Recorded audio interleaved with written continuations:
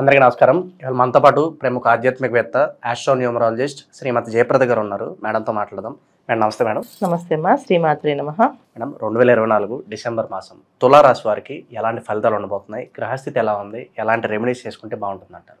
తప్పకుండా తులారాశి వాళ్ళకి ఈ మాసం చాలా అనుకూలంగానే ఉంది. ఎందుకంటే గత మాసం నుంచి ఈ మాసం కన్నా వీళ్ళకి అనుకూలంగా ఉంది. గత మాసం కన్నా బాగుంది వీళ్ళకి, ఈ మాసం కన్నా చాలా అనుకూలంగా ఉంది. ఈ మాసంలో వీళ్ళకి ఏంటంటే మెయిన్ ఏంటంటే విద్యార్థులకి బాగా అనుకూలంగా ఉంది. విద్యారంగంలో పనిచేసే వాళ్ళకి, ఉన్నత విద్యలు చదువుకునే వాళ్ళకి మంచి దాంట్లో రాణింపు గుర్తింపు రావడం కానీ, మంచి ఆఫర్స్ రావడం కానీ, జాబ్స్లో సెటిల్ అవ్వడం కానీ, ఈ పిల్లలు చాలామందికి విద్యార్థులకి చాలా చాలా చాలా బాగుంది. ఇక చెప్పనవసరం వాళ్ళకి చక్కగా చదవడం, చక్కగా సాధించడం, ర్యాంకులు సాధించడం కానీ, ఉద్యోగాలు సాధించడం కానీ బ్రహ్మాండంగా ఉంది.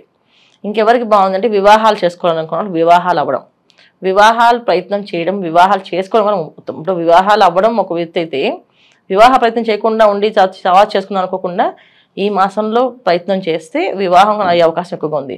వివాహాలు మంచిగా సంబంధాలు, మంచి వాళ్ళతో సంబంధం కలవడం, అంటే వివాహం అనేది ఒక లైఫ్ టర్నింగ్ పాయింట్ కదా వీళ్ళకి. సో ఖచ్చితంగా జీవిత భాగస్వామి అనే వాళ్ళు మంచి వాళ్ళు వస్తారు వీళ్ళు ప్రయత్నం చేస్తే. అది ఖచ్చితంగా ప్రయత్నం చేయడం, ప్రారంభించడం. ఒకవేళ ప్రారంభించలేదంటే ప్రారంభం చేయడం వల్ల అనుకూలంగా ఉంది. ఎందుకంటే వీళ్ళకి పంచమ స్థానంలో శని భగవానుడు, చతుర్థ స్థానంలో శుక్రుడు ఎప్పుడైతే ఉన్నారో వీళ్ళకి అన్ని పనులు అనుకూలంగా మారి కంఫర్టబుల్గా ఉంటుంది అనమాట. అంటే ఏ పనైనా చేద్దామంటే మేము అదే చాలంటారు, మేమే మీకు ఫోన్ చేద్దాం మీరే ఫోన్ చేశారు, మేమే వద్దాం అనుకుంటాం మీరే వచ్చారు, మేమే అనుకుంటాం మీ గురించి మాట్లాడదామని మీరే ఆటోమేటిక్గా కలిసారు, మాటల్లో కలిసాము. ఇలాంటివన్నీ ఎదురవుతూ ఉంటాయి వీళ్ళకి. ఏ పనైనా చేయాలంటే ఎప్పుడైనా శుభగ్రహాలు ఫలితాలు ఎలా ఉంటాయంటే మనం అనుకుంటే జరిగిపోతూ ఉంటుంటాయి. పాపగ్రహాలు అంటే మనం అనుకున్నా, ఏడ్చినా, బాధపడినా అవి అంత తొందరగా ఇవ్వవు. ఎందుకంటే మన కర్మని ఎంతవరకు పరిపక్వత అయ్యింది, ఆ కర్మఫలాన్ని అనుభవించాలి, అది అయ్యే వరకు వాళ్ళు ఇవ్వకూడదని అది చాలా స్ట్రాంగ్గా నిర్ణయించుకుంటారు. కానీ శుభగ్రహాలు ఎప్పుడు ఏంటంటే కొంచెం బాగున్నా పర్లేదు, బాగుంది కదా ఇచ్చేద్దాం అనే లక్షణాలు ఎక్కువగా ఉంటాయి. సో చతుర్థ స్థానంలో ఎప్పుడైతే శుక్రుడు ఉన్నాడు వీళ్ళకి అన్ని అనుకూలంగా మారే అవకాశాలు ఎక్కువగా అనిపిస్తుంది. రాశాధిపతి చతుర్థ స్థానంలో అంటే కుటుంబంలో అందరూ అనుకూలంగా ఉండడం, వీళ్ళతో సఖ్యంగా ప్రవర్తించడం, ఎప్పటి నుంచో విరోధం వచ్చి విడిపోయిన వాళ్ళు కలవడము, ఏముంది రేపు మళ్ళీ కలిసి మనం సరదాగా ఉందాము అని అనుకోవడము, మాట పట్టింపులన్నీ పోవడము, ఇలాంటివన్నీ కూడా తులారాశి వాళ్ళకి ఈ మాసం అనుకూలంగా ఉంది. ఎప్పుడైతే గురువు ప్లస్ కుజుడు, తర్వాత శుక్రుడు, రవి, బుధులు ఇవన్నీ కూడా ఏంటంటే కాస్త అనుకూలంగానే ఇస్తున్నారు వీళ్ళకి. సో మెయిన్ ఏంటంటే మార్కెటింగ్ స్కిల్స్ బాగా డెవలప్ అయ్యే అవకాశాలు ఎక్కువగా ఉంటాయి. మార్కెటింగ్ రంగంలో, మీడియా రంగంలో పనిచేసే వాళ్ళు, సినీ రంగాల్లో పనిచేసే వాళ్ళకి ఏంటంటే ఎప్పుడైతే కుజుడు దశమ స్థానంలో ఉన్నాడో, ద్వితీయంలో బుధుడు ఉన్నాడో, ఆ పని ఎలాగైనా సాధించాలనే లక్షణం ఏర్పడుతుంది, పట్టుదల ఏర్పడుతుంది. ఖచ్చితంగా చేసుకుని రావాలి, ఎలాగైనా చేసి సాధించాలి. ఎందుకంటే అక్కడ ఎప్పుడైతే దశమస్థానంలో కుజుడు ఉన్నాడో అది మంచో చెడో, అది న్యాయమో ధర్మమో పని అయితే అవ్వాలి అనుకుంటాడు ఆయన. కానీ బుధుడు ఏం చేస్తాడు, అది ఎలాగైనా సరే సాధించుకోవాలంటే అక్కడ యుద్ధం కంటే మాటలతో యుద్ధం చేసి గెలవాలనుకుంటాడు. సో అందుకని ఈ లక్షణం ఎక్కువగా ఉంది. కనుక మార్కెటింగ్ స్కిల్స్ చాలా బాగున్నాయి. మార్కెటింగ్లో రంగాలు పనిచేసే వాళ్ళకి బాగుంది. తర్వాత వ్యాపారాల్లో మార్కెటింగ్ బ్రహ్మాండంగా పెరుగుతుంది. ఇప్పుడు రియల్ ఎస్టేట్స్ వ్యాపారం, ఫ్లాట్ బిజినెస్లు ఏదైతే చేస్తున్నారో, ప్లాట్ బిజినెస్లు, తర్వాత బిల్డర్స్, వీళ్ళందరికీ ఈ మాసం చాలా అనుకూలంగా ఉంది.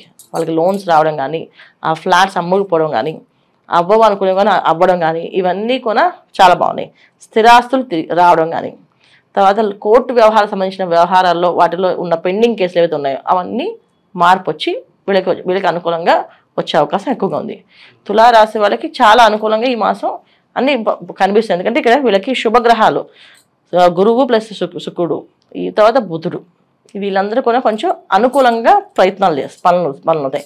సో ప్రయత్న లోపమే తప్ప వీళ్ళు చేయడంలో ఆలస్యం చేసుకుంటే దానికి మనం ఏం చేయలేం. కానీ చేద్దాము అనుకుంటే మాత్రం సాధిస్తాయి. ఈ లక్షణాలు ఎక్కువగా ఉన్నాయి తులారాశి వాళ్ళకి. ఇంకా ఎవరికి బాగాలేదు అనుకుంటే కొత్తగా ఇల్లు కొనుక్కునే వాళ్ళు మాత్రం జాగ్రత్తగా చూసుకోవాల్సిందే. ఎప్పుడైనా పంచమ స్థానంలో శని భగవానుడు వీళ్ళకి ఖచ్చితంగా శని భగవానుడు ఎప్పుడు కూడా ఏంటంటే పాజిటివ్ ఎనర్జీ ఇస్తాడు. కానీ పిల్లల త్రూగా అది పాజిటివ్ రావచ్చు. అంటే ఇప్పుడు విదేశాల్లో ఉన్న పిల్లలు స్థలాలు కొనమని, ఇల్లు కొనమని డబ్బు పంపించడం కానీ వీళ్ళు కొనడం కానీ ఇలాంటి జరిగే అవకాశాలు ఎక్కువ ఉన్నాయి. వీళ్ళ సొంత డబ్బుతో కొనాలంటే మాత్రం ఖచ్చితంగా వాళ్ళ జాతకాన్ని చూసుకొని కొనుక్కోవాలి. అదే సంతానం సంపాదించిన డబ్బులు కానీ, తర్వాత అన్నదమ్ములతో వాళ్ళు కానీ, కుటుంబంలో సంపాదించిన వాళ్ళందరూ కలిపి ఒక ల్యాండ్ కొందామని, కంబైన్డ్గా ఒక స్థలాన్ని కొందాం అనుకుని మాత్రం చక్కగా కొనుక్కోవచ్చు, ఇబ్బంది లేదు. సొంతంగా కొనాలి అనుకునే వాళ్ళు తులారాశి వాళ్ళు చెక్ చేసుకోవాల్సింది. వాళ్ళ సొంత డబ్బుతో చేద్దాం అనుకుంటే, పిల్లల డబ్బులతో కానీ ఇంట్లో వాళ్ళ దాని డబ్బుతో, లేకపోతే స్థిరాస్తి డబ్బుతో చేస్తే మాత్రం బ్రహ్మాండంగా యోగిస్తుంది. ఇది మంచి ఫలితాలు వీళ్ళకి ఈ మాసంలో. మేడం అలాగే సంతానం కోసం చూస్తూ ఉంటారు ఎప్పటి నుంచో, అటువంటి వారికి ఎలా ఉండబోతుంది, అలాగే వైవాహిక జీవితం ఎలా ఉండబోతుంది ఈ రాశి వారికి? సంతాన యోగం బాగుంది, వైవాహిక జీవితం చాలా బ్రహ్మాండంగా ఉంది. ఎందుకంటే శుభగ్రహాలు చతుర్థ స్థానంలో, తర్వాత శుక్రుడు శుభ చతుర్థ స్థానం ఉండడం, తర్వాత గురువు వక్రించి ఉండడం వల్ల వీళ్ళకి అన్ని అనుకూలంగానే ఉంటాయి. అదే ఎప్పుడైతే శుభగ్రహాలు కలిస్తే మనం ఏదో తలిస్తే ఆ పని అయిపోతుంటుంది, అంత పాజిటివ్గా కనిపిస్తాయి. కాకపోతే ఇక్కడ ఏంటంటే వీళ్ళకి మెయిన్ 6వ స్థానంలో రాహు కాస్తంత ఇబ్బంది పెడతాడు. ఏ విషయమైనా అంటే కొంచెం మాయలో పడ్డం, అయిపోతుంది అనుకోండి భ్రమపడ్డం, ఈ భ్రమలో నుంచి బయటపడాలి. మెయిన్ ఆ భ్రమలు లేకుండా ప్రయత్నం చేస్తే అవుతుంది. నేను మాట్లాడిన అవ్వలేదు, ఇంతకుముందు అవ్వలేదు, ఇప్పుడు అవ్వలేదు అంటే ఇప్పుడు ఒకసారి మాట్లాడండి, పని అయిపోతుంది. అలాగే జరిగే అవకాశం ఎక్కువగా ఉంది. అంటే ఏ పనైనా ప్రయత్న లోపం ఉంది ఈ తులారాశి వాళ్ళకి. వాళ్ళ ప్రయత్నం లోపమే, అంటే వాళ్ళు ప్రయత్నించడంలోనే లోపం ఉంది. లేదు చేయగలము అని సాధించుతాము అని అనుకుంటే మాత్రం అయిపోతుంది. ఆ ప్రయత్న లోపం వాళ్ళ దగ్గర పెట్టుకున్నారు అనుకుంటే మనం ఏం చేయలేం కదా. సో ఏ రంగంలో వాళ్ళకి ఇది వర్తిస్తుంది. అంటే ఇప్పుడు విద్యార్థులైనా వాళ్ళు చదివితే బ్రహ్మాండంగా పాస్ అవుతారు. నేను పాస్ అయిపోతాను, చదవకపోతే పాస్ అవ్వరు కదా. ఆమె నాకు అసలు రాదు అని వదిలేస్తారు, రాకుండా ఉంటుంది. కొంచెం చదివినా వీళ్ళు కాస్త శ్రద్ధ పెట్టి బాధ్యతగా ఉండకుండా వీళ్ళకి అనుకూలంగా ఉంది రిజల్ట్. ఆ విధంగా ఉన్నాయి. అలాగే ఉద్యోగ ప్రయత్నాలు కూడా ప్రయత్నం చేస్తే మంచి ఉద్యోగం వచ్చే అవకాశం ఎక్కువగా ఉంది. వ్యాపార విషయంలో, వ్యాపార రంగంలో అభివృద్ధి అనేది ఉంది. మెయిన్ ఎక్కువగా ఏంటంటే బిల్డర్స్కి వీళ్ళకి అనుకూలంగా ఉంది ఈ మాసం. సో మరి స్టాక్ మార్కెట్లోను, రియల్ ఎస్టేట్లోను పెట్టుబడులు పెట్టాలనుకున్న వారికి ఇది సరైన సమయం అంటారా? వాళ్ళకి అసలు ఆలోచించాలి, జాతకంలో యోగాలు చూసుకోవాలి. నేను శుభగ్రహాలు ఎప్పుడు శుభ ఫలితాలు ఇస్తాను అంటే మంచి దానికి వాళ్ళు మెలకువలు చూపిస్తారు. స్టాక్ మార్కెటింగ్ కొంచెం ఈ విషయాలు, వ్యవహారాలన్నీ, రియల్ ఎస్టేట్ అన్నీ ఏంటంటే జాక్ పాట్స్ లాంటివి. అంటే అదృష్టం బాగుండి యోగం కలిసి వస్తే యోగాల్లో ఆ గ్రహాలు యోగిస్తే వాళ్ళకి ఖచ్చితంగా అవుతాయి.